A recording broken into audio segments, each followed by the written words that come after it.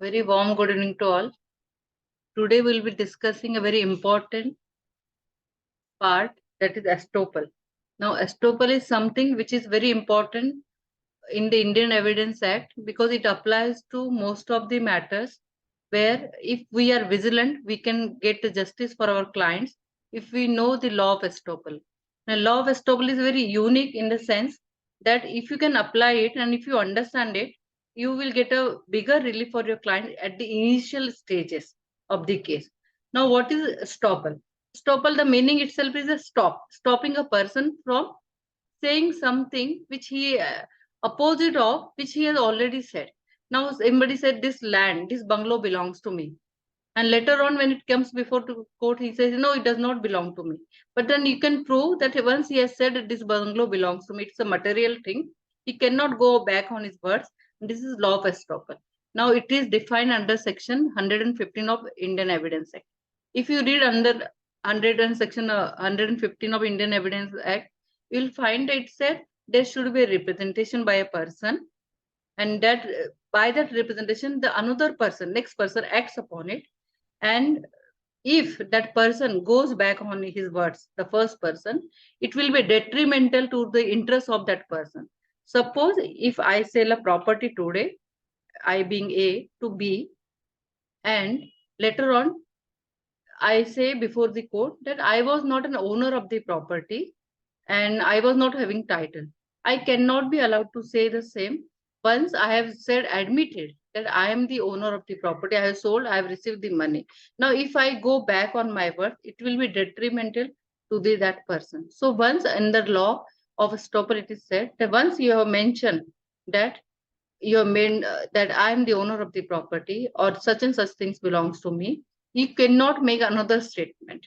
Now, this law of estoppel does apply to you only or not to anybody else? No, this law of estoppel will apply to you and also your relatives or your employees, your agent.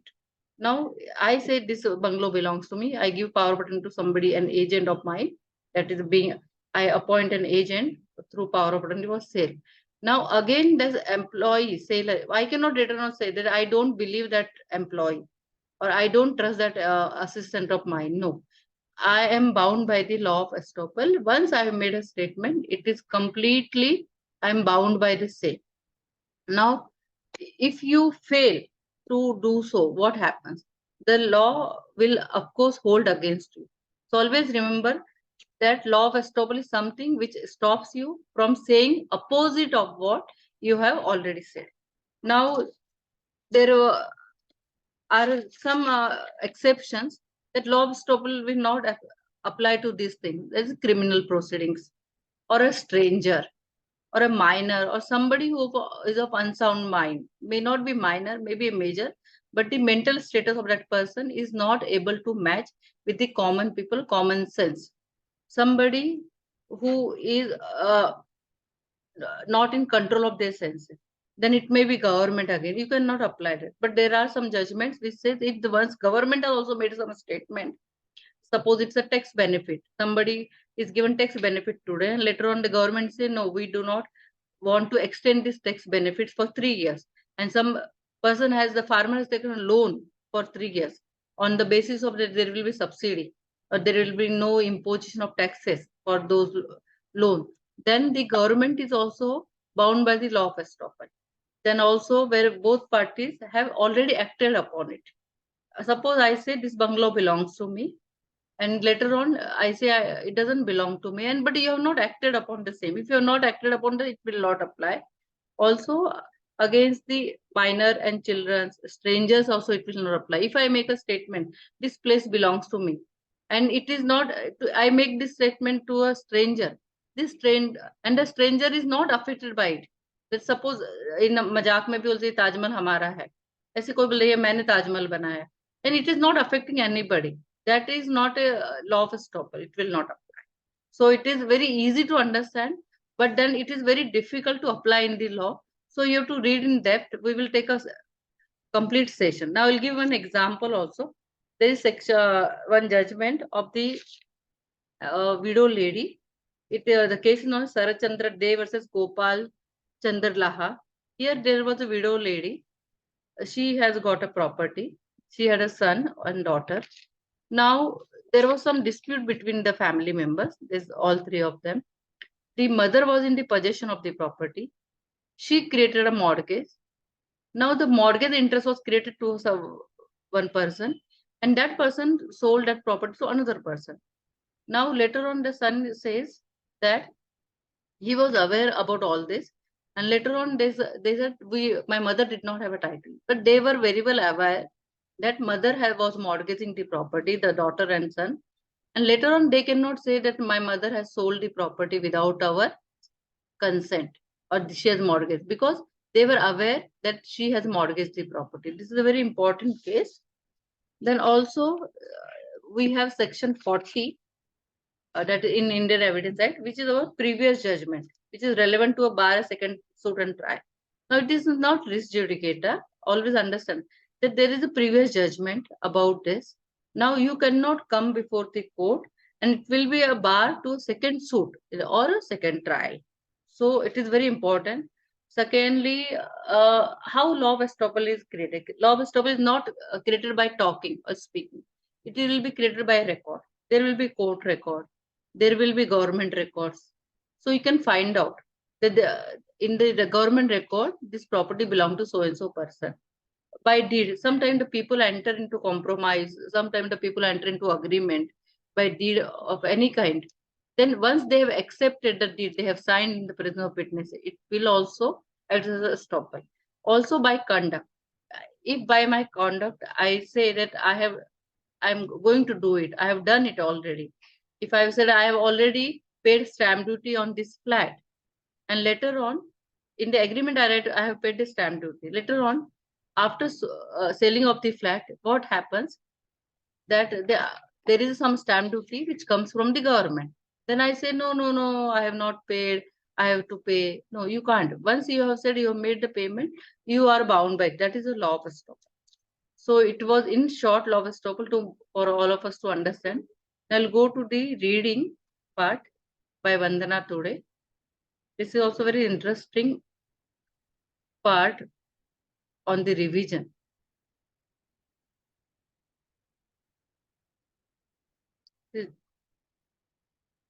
A judgment by one of my favorite judge, Justice Deepak Mishra. It is Durga Devi versus Vijay Kumar Poddar from Patna High Court. It is on the revision.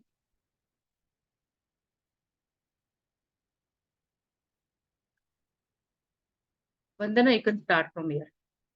Yes, Expressing doubt with regard to the correctness of the decisions rendered in Jodhe Banerjee versus Subodh Chaudhary and another, 2005, 1 PLJR 440, Raghubans Mani versus Mahabir Babu Marwari, 2005, 4 PLJR 135, and Prem Shankar Chaudhary versus Special Officer, now President, Bihar, State Board of Religious Trust and others, 2005, 4 PLJR 487, the learned single judge thought it apposite to refer the following questions for delineation by a larger bench. Whether the civil revision against an interlocutory order, an order which could not have finally decided the suit or proceedings in favor of the party applying for revision, if same had been passed by the court concerned in his favor, is maintainable in view of the newly substituted proviso to the subsection 1 of section 115 of the code. Whether even assuming that there is such a bar, still the High Court can interfere with such orders under civil supervisory jurisdiction. Whether in each and every such civil revision, even if a petition has been filed under section 115 of the code, the High Court can hear and decide the same in exercise of its power under Article 227 of the Constitution of India. Whether all such revisions filed under Section 15 of the Code of Civil Procedure should be allowed to be converted into writ petition under Article 227 of the Constitution of India. In view of the aforesaid situation, the matter has been placed before us. Section 115 of the CPC 1908, hereinafter referred to as the Code, was amended and substituted by the Amendment Act 1999, which came into force on 1/7/2002. Revision. The High Court may call for the record of any case which has been decided by any court subordinate to such High Court and in which no appeal lies thereto, and if such subordinate court appear to have exercised a jurisdiction not vested in it by law, or to have failed to exercise a jurisdiction so vested, or to have acted in the exercise of his jurisdiction illegally or with material irregularity, the High Court may make such order in the case as it thinks fit, provided that the High Court shall not, under this section, vary or reverse any order made, or any order deciding an issue in the course of a suit or such or other proceeding, except where the order, if it had been made in favor of the party applying for revision, would have finally disposed of the suit or other proceedings. Second, the High Court shall not, under this section, vary or reverse any decree or order against which an appeal lies, either to the High Court or to any court subordinate thereto. Third, a revision shall not operate as a stay of suit or other proceedings before the court, except where such suit or other proceeding is stayed by the High Court. Explanation. In this section, the expression any case which has been decided includes any order made or any order deciding an issue in the course of a suit or other proceedings. It is worth noting that challenge to amendments made to the Code of Amendment Act 46 of 1999 and Amendment Act 22 of 2002 came to be dealt with in Salim Advocates Bar Associations versus Union of India and others 2003 1 SCC 49, wherein the apex court expressed the view that the amendments that have been made do not suffer from any constitutional infirmity. In Shiv Shakti Cooperative Housing Society, Nagpur versus Swaraj Developers and others, 2003 6 SCC 659, the apex court was considering the effect of the amendments to section 115 of the code. The matter arose from various high courts, holding that the revisions filed before them under section 115 of the code were not maintainable, since an order passed in favor of the party applying for revision would not have finally disposed of the suit or other proceedings. Their lordships noted that after the amendments, while proviso A of the unamended provision has been retained in its totality in the amended provisions, clause B of the proviso has been omitted. In the said case, it has been held that the preferring an application under section 115 of the code is not a substantive right, and it was a source of power for the High Court to supervise the subordinate court, but does not confer a right on the litigant aggrieved by any order of the subordinate court to approach the High Court for relief. In the said case, a reference was made to the four-judge bench decision rendered in Hari Shankar versus Rao Girdhari Lal Chaudhary, AIR 1963, SC 698, wherein it had been held that the power of hearing a revision is generally given to a superior court so that it may satisfy itself that a particular case has been decided according to law. It is worth noting in the case of Hari Shankar Supra that a reference was made to the section 115 of the code to hold that the High Court's power under the said provision are limited, but certain particular categories of cases and the right therein is confined to jurisdiction and jurisdiction alone. After analyzing the various aspects of the provision in the backdrop of statutory interpretation, the apex court has held as follows.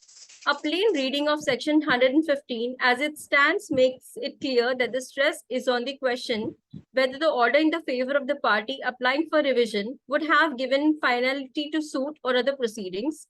If the answer is yes, then the revision is maintainable. But on the contrary, if the answer is no, then the revision is not maintainable.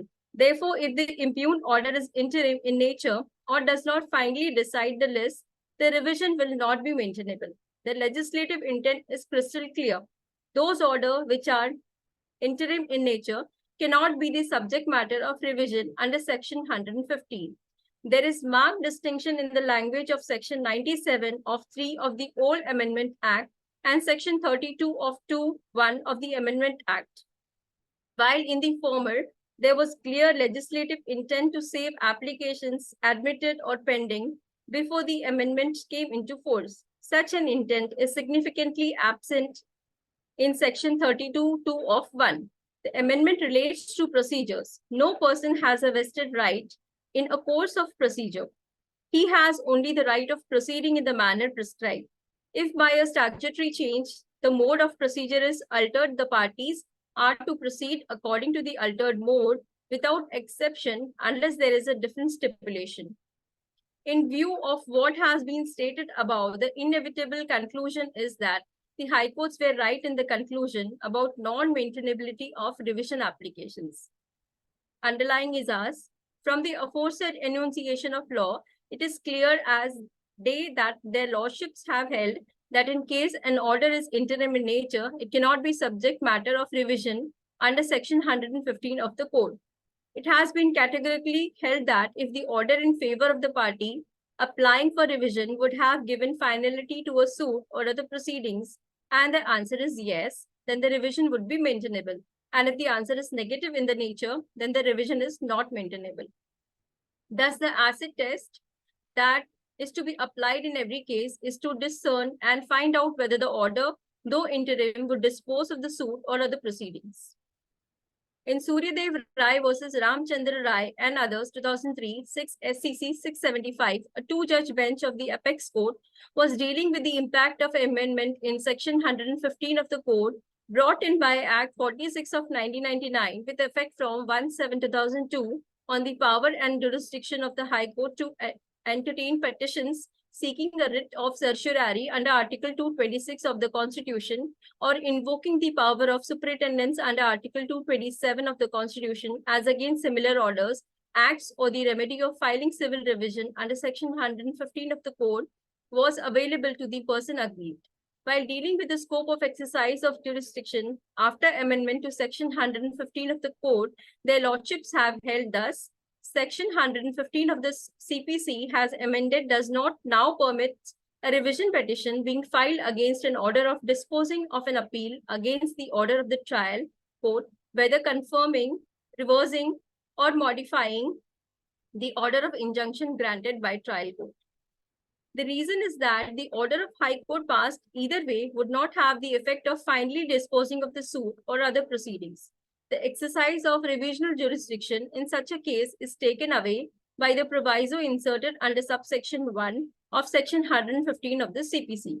The amendment is based on the Mullimit Committee's recommendations. The committee was of the opinion that the expression employed in section 115 CPC, which enables interference in revision on the ground that the order, if allowed to stand, would occasion a failure of justice or cause irreparable injury to the party against whom it was made, left open wide scope for the exercise of revisional power with all types of interlocutory orders, and this was substantially contributing towards delay in the disposal of cases. The committee did not favor denuding the High Court of the power of revision, but strongly felt that the power should be suitably curtailed. The effect of the erstwhile clause B of the proviso being deleted and a new proviso having been inserted is that the revisional jurisdiction in respect of an interlocutory order passed in a trial or other proceedings is substantially curtailed. A revisional jurisdiction cannot be exercised unless the requirement of the proviso is satisfied.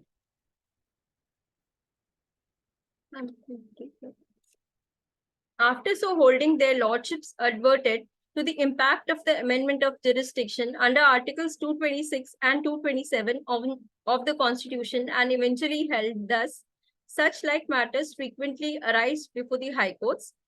These sum up and conclusions in a nutshell, even at the risk of repetition and the state the same as hereunder. Amendment by Act numbered 46 of 1999 with effect from 1/7/2002 in section 115 of Code of CPC does not affect in any manner the jurisdiction of the High Court under Articles 226 and 227 of the Constitution.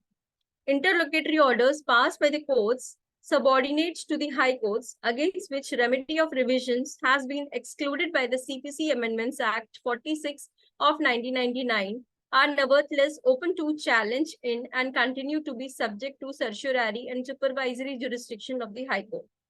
Certiorari under Article 226. Now you muted. Thank you, Vandana, so much. Thank you. Vandana has read about the civil revision. Now, the summary of what Vandana has read, it says that interlocutory against interlocutory order, there cannot be revision. So you have to wait all the interlocutory orders. There cannot be civil revision. All the interlocutory order you cannot go.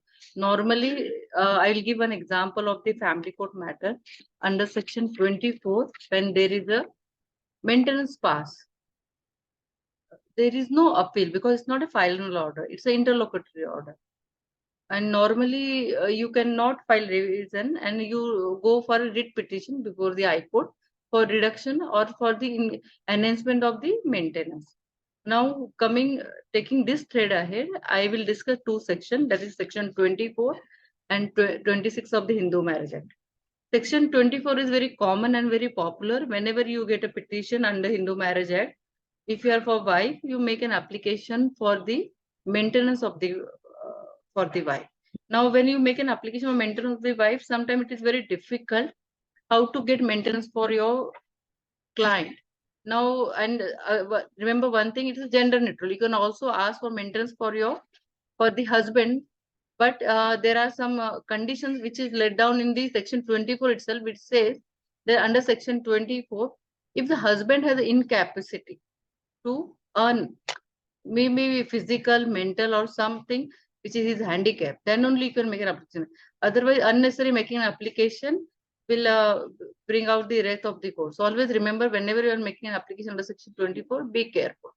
Now, when you make an application under section 24, you have to bring out the financial position of both the parties and why the wife is entitled to same level of maintenance given by the husband.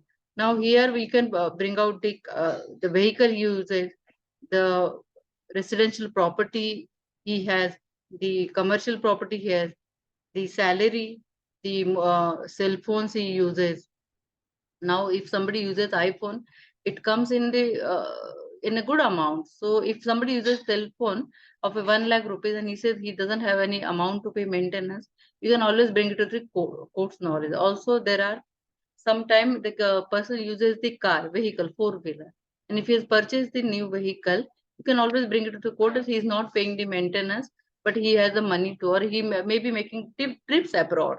He may be going on vacation abroad. His passport can be bring. Now, this is about the maintenance of the wife. What about the maintenance of the children? Now, a lot of people make the common mistake of making application under section 24 for children as well. Normally the court grants, it does not go very harsh because you are having, the wife is having the children's responsibility. But you should know that for making an children's application, it should be under section 26 of the Hindu Marriage Act. Let me see whether I can read out to you for 26. It's very important. Section 26 of Hindu Marriage Act. Custody of children. It says custody of children, but in any proceeding under this act, the court may from time to time pass such interim orders and make such provisions in the decree as it may deem just and proper with respect to the custody, maintenance, and education of minor children. Now you can ask the maintenance of the children for educational expense of the minor children consistently with their wishes wherever possible, and may after decree and upon application by petition for the purpose make from time to time all such orders and provisions with respect to the custody, maintenance, and education of such children as might have been made by such decree or interim orders in the case the proceeding for obtaining such decree were still pending, and the court may also from time to time revoke, suspend, or vary any such orders and provision any previously made. Now see, the modification is also done under section 26. It may be for increasing, for revoking, for suspending, or vary. Vary means changes, making any changes, maybe for enhancement or for reducing the same. Now, if you also see the note at the end, it says that this application should be disposed of within 60 days. See, if you know this much law and you can bring it to the court, sometimes the interim applications are pending for years. If it is pending for more than 6 months, you can always bring it to court notice that it has to be taken up within 60 days. The application for interim maintenance has to be decided within 60 days because it relates to the children's maintenance. So children's maintenance will go under section 26 and not 24. Or you can make a joint application, interim application of maintenance for the wife and children under section 24 and 26 respectively. So always remember, never make an application under section 24, because 24 only gives the rights for the spouses. It may be gender neutral, it may be for wife, it may be husband. For children, you have to make an application under section 26.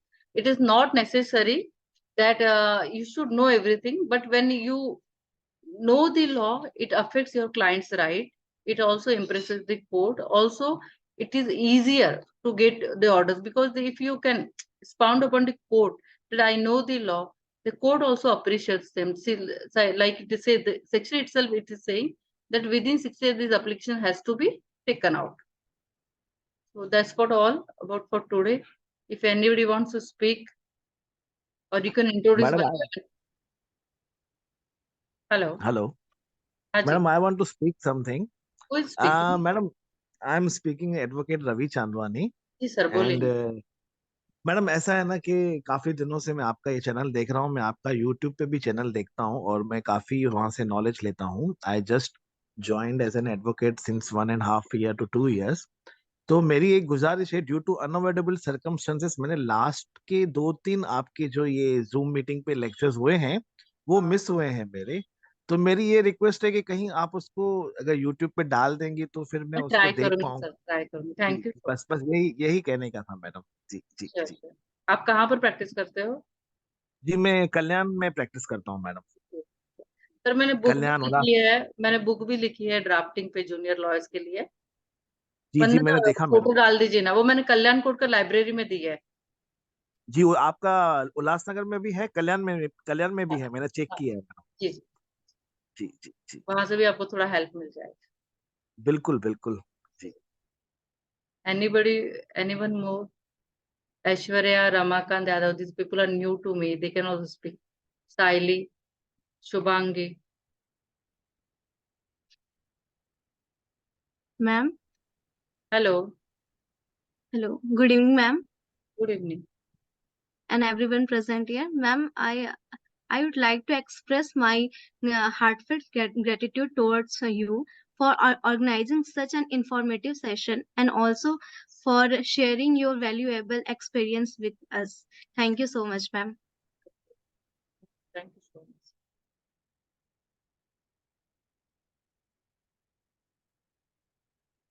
Ramakant Yadav ji, from where you are practicing? Thank you ma'am. Good evening ma'am. Good evening ji. Ma'am अभी मैंने exam दिया है, 3rd year का दिया Ambedkar Okay. College से. Okay okay. आप group में add हो? हाँ मैम, ऐड हूँ मैम. ओके. रवि जी भी ऐड है ना? रवि जी भी. जी जी मैडम मैं भी ऐड हूँ. जी जी. हाँ, क्योंकि मुझे मालूम नहीं आप लोग को लिंक कहाँ से मिलता है. वंदना नंबर डाल दो, वो लोग मैसेज कर देंगे अगर किसी को ग्रुप में ऐड होना है तो, क्योंकि कभी कभी किसी को लिंक नहीं मिलती है. Aishwarya, where do you Okay. practice? Aishwarya is also there. You can unmute yourself. I practice in Kolhapur, Maharashtra. Kolhapur से हो आप? Okay okay. Yes. हा, कोल्हापूरला पण मी पुस्तक दिलेलं आहे लायब्ररी मध्ये. हा हा हा, चेक कर. बघितले मॅडम. हा हा, चालेल चालेल. काही हो, सूचना? JMFC साठी पण मी स्टडी करते. Okay okay okay. जेएमएफसी साठी मला प्राजक्ता पुकळे म्हणून आहे मिरजची, त्या मुलीने लेक्चर घ्यायला हो. सांगितलं. JMC is very deep subject, so I was just Yes. wondering कि थोड़ा थोड़ा आप उसमें से ले सकते. The estoppel was one part of that, so I will Yes. conduct a detailed lecture on the estoppel in the future. Okay, ma'am. Thank you so much. Thank you, ma'am. Aishwarya is also in group. Yes, ma'am. I'm there. Okay. Okay.